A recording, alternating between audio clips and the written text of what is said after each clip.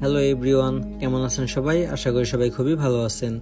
আজকে আমরা এক্সপ্লেন করব মোশাররফ করিম অভিনীত সিনেমা চক্কর ৩০২।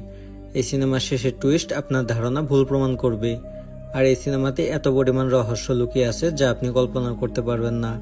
তো চলুন আর বেশি কথা না বলে মূল গল্পে যাই। সিনেমার শুরুতেই সাদমান নামক এক যুবক তার বাড়ির পাশের রাস্তায় মৃত অবস্থায় পড়ে থাকে। পুলিশ ঘটনাস্থলে পৌঁছায় এবং তার মৃত্যুর রহস্য উদ্ঘাটনের জন্য তদন্ত শুরু করে। সাদমানের পরিবার এবং বন্ধুরা তার মৃত্যু নিয়ে অন্ধকারে থাকে। এটি সিনেমার মূল রহস্যের ভিত্তি স্থাপন করে। পুলিশ তদন্তের প্রথম পর্যায়ে সাদমানের বন্ধু রায়ানকে সন্দেহ করে। সাদমান এবং রায়ান দুজনের মধ্যে কিছুদিন আগে তীব্র ঝগড়া হয়েছিল। পুলিশ রায়ানকে আটক করে এবং তাকে বিভিন্ন প্রশ্ন করে। তবে রায়ান দাবি করে যে সে নির্দোষ এবং সাদমানের খুনের সাথে তার কোনো সম্পর্ক নেই। কিন্তু তার উত্তরের মধ্যে কিছু সন্দেহজনক দিক উঠে আসে যা আরো তদন্তের দিকে পরিচালিত করে। মইনুল একজন অভিজ্ঞ পুলিশ অফিসার। সাদমানের পরিবার থেকে তার জীবনের কিছু দিক জানতে চেষ্টা করে। সাদমানের বাবা মা তাকে একটি ভালো ছেলে হিসেবে চিনতেন, কিন্তু তার জীবনে কিছু গোপনীয়তা ছিল। সাদমান এমন একটি পরিস্থিতিতে ছিল যেখানে সে কিছু বড় অপরাধীদের সামনে আসছিল। পরিবারের সদস্যরা তার জীবন নিয়ে কিছু সন্দেহ প্রকাশ করেন, তবে তার মৃত্যুর পেছনের কারণ তাদের কাছে অজানা। মইনুল সাদমানের খুনের তদন্তে যোগ দেন। তিনি দ্রুত বুঝতে পারেন যে সাদমানের খুন একটি সাধারণ খুন নয়, বরং এর পিছনে আরো গভীর রহস্য লুকিয়ে আছে। মইনুলের উপস্থিতি সিনেমায় নতুন শক্তি যোগ করে এবং সে তদন্তে আরো ডুবে যায়। তার দৃঢ় মনোবল এবং নিখুঁত বিশ্লেষণ কেসের অগ্রগতি বাড়িয়ে দেয়। মইনুল সাদমানের মৃত্যুতে গুনার বাবু নামক এক মাদক ব্যবসায়ীর নাম খুঁজে পায়। গুনার বাবু সাদমানের সাথে বিভিন্ন সময় যোগাযোগ করেছিল। সাদমানের খুনের পেছনে তার হাত থাকতে পারে এমন ইঙ্গিত মইনুল পায়। গুনার বাবু একজন ভয়ঙ্কর অপরাধী এবং তার একাধিক গ্যাং রয়েছে। সাদমান সম্ভবত গুনার বাবু সম্পর্কে কিছু এমন তথ্য জানত যা তাকে বিপদে ফেলেছিল। মইনুল সাদমানের ফোনে অদ্ভুত কিছু তথ্য খুঁজে পায়। সাদমান তার ফোনে কিছু ছবি এবং ভিডিও ধারণ করেছিল যা সাদমানের জীবন নিয়ে নতুন কিছু তথ্য দেয়। ভিডিওতে সাদমানের ভয় এবং তাকে হত্যার হুমকি সম্পর্কে কথা শোনা যায়। এসব তথ্য মইনুলের তদন্তকে এক নতুন দিকে এগিয়ে নিয়ে যায়, যা সাদমানের খুনের পেছনে গুনার বাবুর যোগাযোগ দেখায়। মইনুল সাদমানের ফোন থেকে একটি ভয়েস রেকর্ডিং খুঁজে পায় যেখানে সাদমান বলে, "আমাকে মেরে ফেলবে, আমি জানি।" এই ভয়েস রেকর্ডিং মইনুলকে নতুন দিশা দেয়। এটি প্রমাণ করে যে সাদমানকে তার মৃত্যুর আগেই কোনো হুমকি দেওয়া হয়েছিল এবং সে জানত যে তার জীবন বিপদে আছে। এটি খুনের রহস্যে একটি নতুন মোড় এনে দেয় এবং মইনুল খুনি খুঁজে বের করার জন্য আরো শক্তিশালী পদক্ষেপ নেয়। মইনুল তার অনুসন্ধানে বুঝতে পারে যে সাদমানের খুন শুধুমাত্র একটি ব্যক্তিগত দ্বন্দ্বের ফল নয়, বরং এর পেছনে আরো বড় রহস্য আছে। খুনের মূল উদ্দেশ্য এবং এটি একটি সুগঠিত ষড়যন্ত্রের অংশ হতে পারে তা মইনুলের মাথায় আসে। তদন্তের পরবর্তী পর্যায়ে মইনুল সাদমানের সামাজিক এবং ব্যক্তিগত জীবন সম্পর্কে আরো তথ্য জানতে পারে যা খুনের রহস্য উন্মোচনে সহায়ক হয়। মইনুল জানতে পারে যে সাদমানের ভিডিও এবং তথ্য কিছু মিডিয়া হাউসের কাছে পৌঁছানোর আগেই গোপন করা হয়েছিল। কিছু মিডিয়া রিপোর্টার খুনের পেছনে জড়িত ছিল এবং তারা সাদমানের কাছ থেকে তার তথ্য দখল করতে চেয়েছিল।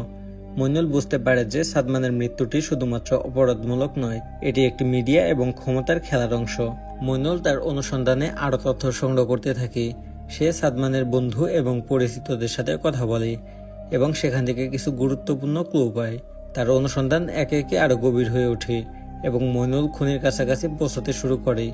এ পর্যায়ে সিনেমার উত্তেজনা আরো বেড়ে যায়। একটি নতুন খুন বটে যা মইনুলের তদন্তকে আরো জটিল করে তোলে। মইনুল এই খুনের মাধ্যমে আরো গুরুত্বপূর্ণ তথ্য পায় যা তাকে খুনি শনাক্ত করতে সাহায্য করে। নতুন খুনিটি সাদমানের মৃত্যুর সাথে সম্পর্কিত ছিল এবং এটি খুনের পেছনের অন্ধকার রহস্য উন্মোচন করে। মইনুল সাদমানের জীবন সম্পর্কে আরো কিছু তথ্য জানতে পারে। সাদমানের মধ্যে কিছু গোপন কাজ ছিল যা তার জীবনকে বিপদে ফেলেছিল। সে বিভিন্ন বড় লোকের বিপক্ষে কিছু তথ্য জানত এবং সেগুলি প্রকাশ হলে তাদের ক্যারিয়ার ক্ষতিগ্রস্ত হতে পারত। এই তথ্যগুলো সাদমানের মৃত্যুতে গুরুত্বপূর্ণ ভূমিকা পালন করেছে। মইনুলের মধ্যে এক ধরনের দ্বন্দ্ব সৃষ্টি হয়। একদিকে সে আইনের পথে চলতে চায়, অন্যদিকে সে ব্যক্তিগতভাবে খুনের বিরুদ্ধে প্রতিশোধ নিতে চায়। আর এই দ্বন্দ্বের মাধ্যমে সিনেমা একটি মানবিক দিক তুলে ধরে। মইনুল নিজের নৈতিকতার সাথে লড়াই করতে থাকে এবং তার চরিত্রের বিকাশও এখানে প্রাধান্য পায়। গুনার বাবু ও তার গ্যাংয়ের শক্তি মইনুলের তদন্তে বড় বাধা হয়ে দাঁড়ায়।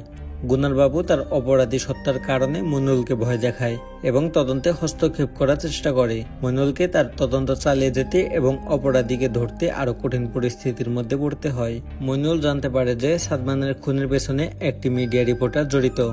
সে সাদমানের তথ্য দখল করতে চেয়েছিল যাতে তার ক্যারিয়ার এবং ব্যক্তিগত জীবন বাঁচানো যায়।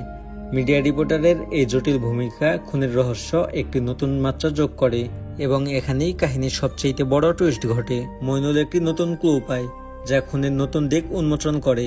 এটি প্রমাণ করে যে খুনটি ব্যক্তিগত দ্বন্দ্বের কারণে হয়নি, বরং এটি একটি বড় ষড়যন্ত্রের অংশ ছিল যার উদ্দেশ্য ছিল ক্ষমতা এবং মিডিয়ার মাধ্যমে ব্যক্তিগত লাভ অর্জন।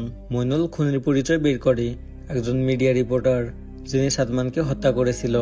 সাদমান জানতো এমন কিছু তথ্য যা খুনির ক্যারিয়ারকে বিপদে ফেলতে পারত। খুনি তার গোপন তথ্যের কারণে সাদমানকে হত্যা করে। খুনের পেছনের মূল উদ্দেশ্য উন্মোচিত হয়। মিডিয়া রিপোর্টার সাদমানকে হত্যা করে তার তথ্য দখল করতে চেয়েছিল। সাদমান জানতো যে তার মৃত্যুর পর কেউ এই তথ্য পাবেই, কিন্তু সে ভেবেছিল তার মৃত্যু হবে কিছু বড় লেনদেনের শিকার। মইনুল খুনের বিরুদ্ধে সঠিক ব্যবস্থা নেয় এবং আদালতে তার বিচার শুরু হয়।